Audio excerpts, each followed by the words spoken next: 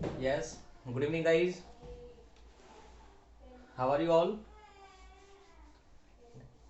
Yes, always be fine. अब आपने होली मना ली। अब वापस अपने पढ़ाई की तरफ आ जाओ। हम पढ़ रहे थे वॉइस, और वॉइस का हमने 8 रूल कंप्लीट कर लिए थे। आशा करता हूँ कि सारे रूल्स आपको अच्छे से समझ में आ रहे हैं। फिर भी अगर कोई इश्यू रहता है, आपको कोई समझ में नहीं आता है, तो आप मुझे कमेंट करके ज़रूर बताना, ताकि मैं आपको इसका सॉल्यूशन बता सकूँ। नेक्स्ट है आपका, नेक्स्ट रूल है रूल नंबर 9। और रूल नंबर 9 है, यदि एक्टिव वॉइस के वाक्य में मॉडल प्लस वर्ब की फर्स्ट फॉर्म हो। ध्यान देना, MODAL, मॉडल प्लस वर्ब की फर्स्ट फॉर्म होनी चाहिए। कौन से सेंटेंस में? एक्टिव वॉइस के वाक्य में। तब जब हम इसको पैसिव बनाएंगे, जब हम इसको एक्टिव से पैसिव बनाएंगे, तो पैसिव बनाते समय हेल्पिंग वर्ब क्या लगाएंगे? जो हेल्पिंग वर्ब, तो जो मॉडल होगा आपका, कोई सा भी जो मॉडल आएगा वो का वही रहेगा। मॉडल में कोई चेंज नहीं करेंगे। पर ये नहीं कि कैन आ गया तो उसको कुड कर दिया, कुड आ गया तो उसको सेल कर दिया हमने। No, there will be no change. Okay, modal के बाद में हम क्या लगाएंगे? फिर उसमें बी क्या लगाएंगे? बी, और बी के बाद में क्या लगाएंगे? वर्ब की थर्ड फॉर्म। Okay, yes. तो वापस देखना कि यदि एक्टिव वॉइस के वाक्य में मॉडल प्लस वर्ब की फर्स्ट फॉर्म हो, तो पैसिव वॉइस बनाते समय modal plus be plus verb की थर्ड फॉर्म का प्रयोग करते हैं। पैटर्न आपके सामने है। ऑब्जेक्ट, मॉडल, मॉडल के बाद में बी लगाएंगे, बी के बाद में वर्ब की थर्ड फॉर्म के बाद में क्या लगाते हैं? बाय, और बाय के बाद में क्या लगाएंगे? Subject. Okay, yes. For example, example number 1 देखो। I can solve this puzzle very easily. मैं इस पजल को बहुत आसानी से क्या कर सकता हूं? सॉल्व कर सकता हूं। देखो कैसे। अब मैं आपको बता रहा था कि इन तीनों चीजों के बारे में, subject plus verb plus object, इन तीनों चीजों की आपको नॉलेज होना बहुत जरूरी है। क्योंकि जब तक आपको इन तीनों का नॉलेज नहीं है, तब तक आप क्या नहीं कर सकते? आप एक्टिव से पैसिव में चेंज नहीं कर सकते। आपको एक्टिव से पैसिव में चेंज करने के लिए इन तीनों की नॉलेज होना बहुत जरूरी है। और ये कहां से प्राप्त करोगे आप? जो मैंने पिछले वीडियो पढ़ाए हैं, अगर आपने वो वीडियो नहीं देखा है तो पहले वो वीडियो देखना कि सब्जेक्ट क्या होता है, वर्ब क्या होती है, ये हमें कहाँ मिलेंगे, हैं ऑब्जेक्ट, कौन कौन से ऑब्जेक्ट, नाउन हो सकता है या प्रोनाउन होता है, क्या होता है। ठीक है, ये सब चीजें मैंने आपको बताई है। आफ्टर दैट हम आगे बढ़ रहे हैं। देखो आगे, तो दिस पजल, अब हम सॉल्व करते हैं। दिस पजल कैन, और कैन के बाद में क्या लगाएंगे? बी। मैंने क्या कहा कि जो भी मॉडल होगा, जो एक्टिव वॉइस के सेंटेंस में जो भी मॉडल होगा, वही मॉडल हम यहां पर लिखेंगे। मॉडल कैन लिख दिया हमने, उसके बाद में क्या लगाएंगे हम? बी। बी के बाद में वर्ब की थर्ड फॉर्म SOLVED, सॉल्व्ड। फिर क्या लगाएंगे? By me, easily. This puzzle can be solved easily. लिख दो पहले, या बाद में लिखना EASILY, इजीली। ओके, आया समझ में आपको? समझ में आ रहा है? यस। एक और लिखवा देता हूं आपको। He should help the poor. He should help the poor. Okay, तो जब ये एक्टिव वॉइस का है, हम इसको पैसिव में बदलेंगे। और पैसिव बनाने के लिए हमें सबसे पहले वही तीन चीज, सबसे पहले सब्जेक्ट, वर्ब, और क्या होना चाहिए? ऑब्जेक्ट। ये क्या है आपका? शुड क्या है आपका? मॉडल। मॉडल प्लस हेल्प क्या है? वर्ब की फर्स्ट फॉर्म। देख लो, आपका जो रूल है वो पूरा फिट होता है कि एक्टिव वॉइस के वाक्य में मॉडल प्लस वर्ब की फर्स्ट फॉर्म है, मॉडल प्लस वर्ब की फर्स्ट फॉर्म होनी चाहिए। तो पैसिव वॉइस बनाते समय देखो आगे। अब सबसे पहले क्या लिखेंगे हम? ऑब्जेक्ट, और ऑब्जेक्ट क्या है? The poor. The poor, poor के बाद में क्या लगाएंगे? मॉडल। मॉडल क्या आ रहा है? Should, SHOULD, should. ठीक है, शुड। और शुड के बाद में क्या लगाएंगे हम? बी। और बी के बाद में क्या लगाएंगे? वर्ब की third form helped by him. The poor should be helped by him. Okay, now got it? आपको समझ में आ रहा है आपको? ये आर यू गेटिंग और नॉट? समझ में आ रहा है? ओके, नाउ आप एक बार इसको यहां से यहां तक राइट डाउन करो। Yes, return. Okay, yes. Now rule number हम 10 की ओर बढ़ते हैं। रूल नंबर 10 होगा आपका, बहुत सिंपल है, आराम से अगर आप ध्यान से सुनोगे और ध्यान समझोगे तो आपको समझ में आ जाएगा इजीली। देखो क्या है रूल नंबर 10, देखना एक बार आप सभी। यदि एक्टिव वॉइस के वाक्य में, यदि एक्टिव वॉइस के वाक्य में, देखो क्या क्या आएगा। यदि एक्टिव वॉइस के वाक्य में is am are, is am are हो, या फिर डब्ल्यू ए एस वॉज या वर हो, या हेज या हैव या फिर हेड, ये क्या है हेल्पिंग वर्ब्स है ना। Is am are was were has have had, ये सब हेल्पिंग वर्ब्स हो, इनके बाद में क्या आ रहा हो टू, क्या आ रहा हो इनके बाद में टू, और टू के बाद में वर्ब की फर्स्ट फॉर्म हो, तो passive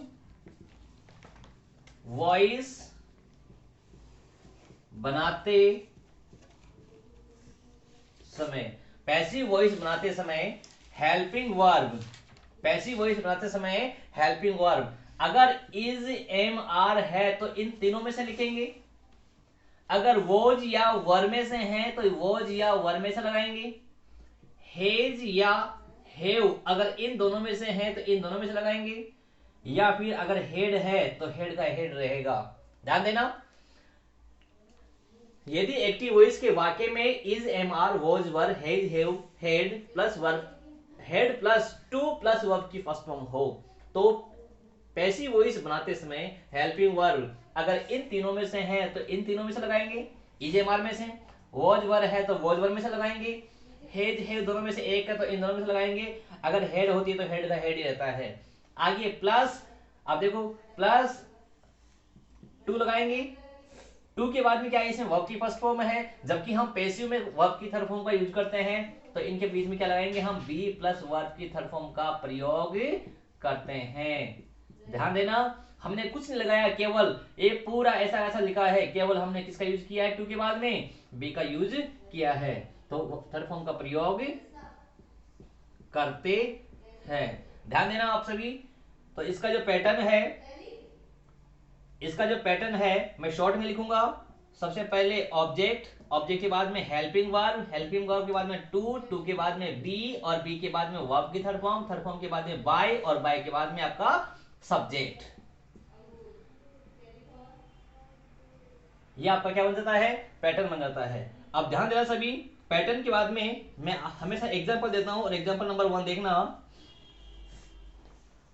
I am to write a story, I am to write a story. I am to write a story. मुझे अभी एक स्टोरी लिखना है। देखो इसका मतलब वही आपका क्या ढूंढना है आपको, सब्जेक्ट, वर्ब और ऑब्जेक्ट, तीन चीज ढूंढना है आपको। एक्टिव से क्या बनाना है, इसको पैसिव में बनाना है। किसे बनाना है, पैसिव में बनाना है। पैसिव बनाने के लिए सबसे पहले हम क्या लिखेंगे ऑब्जेक्ट, और ऑब्जेक्ट क्या है हमारा a story, STORY a story.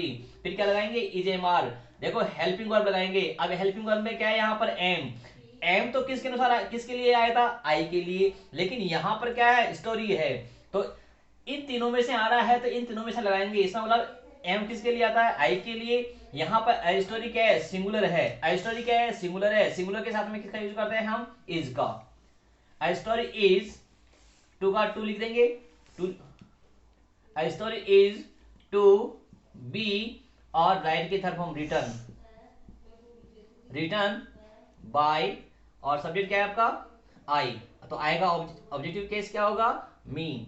A story is written, a story is written, a story is sorry, a story is to be written by me. Okay, yes. नंबर 2 है he has to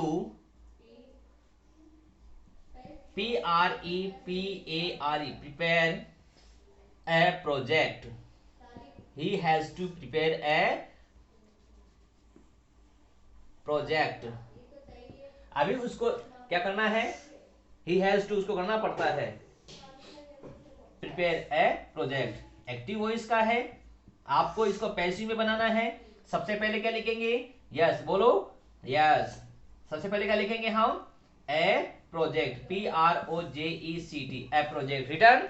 ओके, उसके बाद में क्या लगाएंगे, अब project के अनुसार लगाएंगे। अब देखो इन दोनों में से आ रहा है, हेज और हैव में से आया है, तो इन दोनों में से लगाएंगे, वापस वही आएगा, क्योंकि ए प्रोजेक्ट क्या है, सिंगुलर है, और सिंगुलर के लिए साथ में क्या किसका यूज करते हैं हम, हैव का, सॉरी हैज का यूज करते हैं।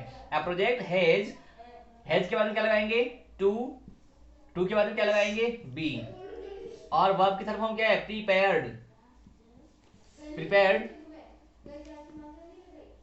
A project has to be prepared by, ही का क्या होगा, him। Okay, yes. नंबर 3 है, एक्टिव वॉइस का है। एक्टिव वॉइस का सेंटेंस मैं आपको दे रहा हूं, ध्यान देना सभी।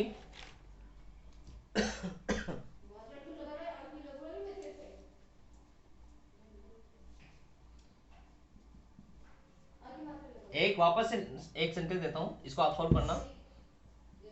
RADHA, Radha had to inform, Radha had to inform the man, the man. Okay, Radha had to inform the man. Okay, active का है, इसको पैसिव में चेंज करना है।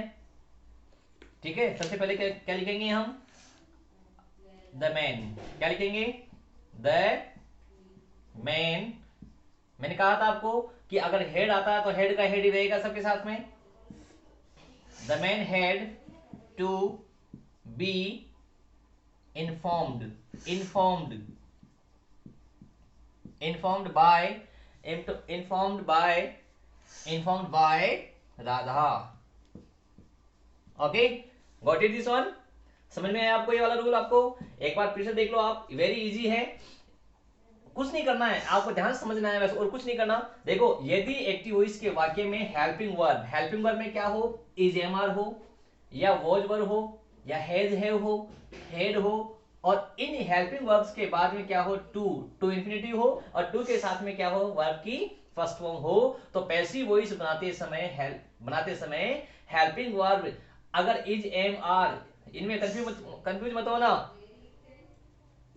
अगर जैसे इन तीनों में से है, जैसे यहाँ पर एम आया तो इसका मतलब इन तीनों में से लगाना, ये नहीं कि सिंगुलर, यहाँ पर ऐसे सिंगुलर था हमने वॉज कर दिया, यहाँ पर वॉज नहीं आएगा। अगर इन दोनों में से आता तो हम इन दोनों में से लगाते, तो is am are, was were, has have, या फिर हैड, प्लस टू, यहां तक तो हमने सेम लिखा।